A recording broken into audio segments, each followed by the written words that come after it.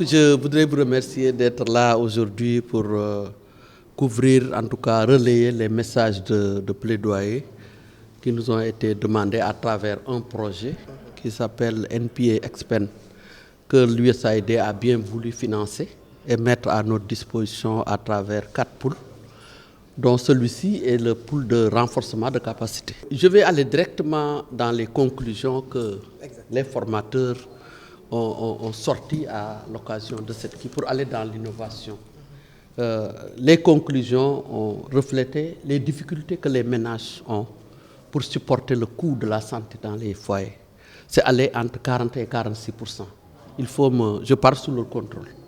Et je pense que c'est lourd et c'est quelque chose que nous vivons directement tous les jours quand on se rend dans les services de santé avec nos malades. Le rôle de la société civile, pouvez-vous me demander, c'est quoi ici? C'est de dire le pourcentage de coûts qui est supporté par les foyers et qui est intenable. Qu'est-ce qu'il faut faire? Qu'est-ce que nous proposons? Nous proposons des alternatives relatives à la mutualisation des efforts. Dans tous les pays du monde, tous ceux qui ont réussi une santé supportable, c'est parce que les uns cotisent pour supporter les autres.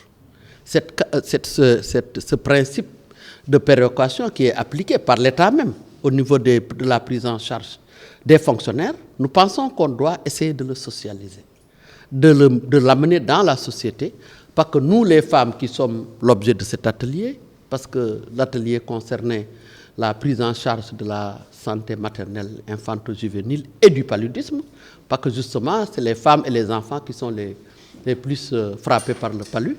On peut comprendre à travers les présentations qui ont été faites par les docteurs, par le ministère de la Santé, par les consultants ici, qu'effectivement il y a urgence d'intervenir dans ce domaine et de faire en sorte que, on ne dit pas de ne pas faire les tontines comme on se fait le faire, mais nous avons de petites ressources qu'on peut mettre ensemble pour faire une mutualisation de nos efforts de santé. Et quand la maladie qui survient toujours, le mot survenir a son sens. Ça survient parce que ça vient toujours au moment où on ne l'attend pas, qu'on puisse prendre en charge surtout les frais importants qu'on a l'habitude de qualifier, les radios, les analyses, les scanners. C'est très difficile quelquefois pour certaines familles. On va proposer une zone pilote pour essayer de faire la mutualisation de la santé, parce que nous avons parmi les sous-récipiendaires de ce pool, un qui est extrêmement connu, qui travaille sur les mutuelles de santé et qui pourront couvrir et montrer les résultats qui nous serviront d'évidence. Parce que j'ai l'habitude de dire que le plaidoyer doit être soutenu par des évidences.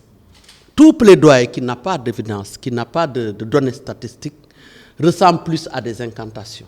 Et nous ne sommes pas là pour ça.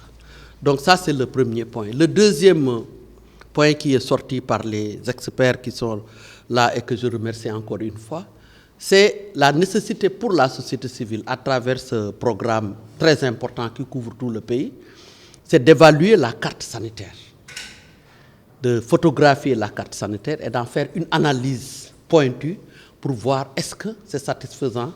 Et après cette carte sanitaire, évaluer le niveau des plateaux techniques qu'il y a dans les différents services de santé et au-delà de cela, revenir sur l'aspect personnel.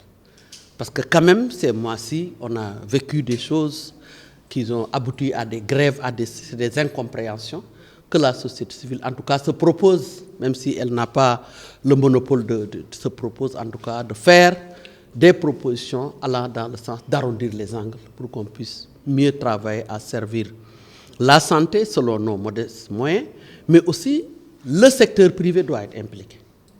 Ça, c'est les recommandations de Monsieur le Président, je parle sous votre contrôle, Monsieur Alun Fall.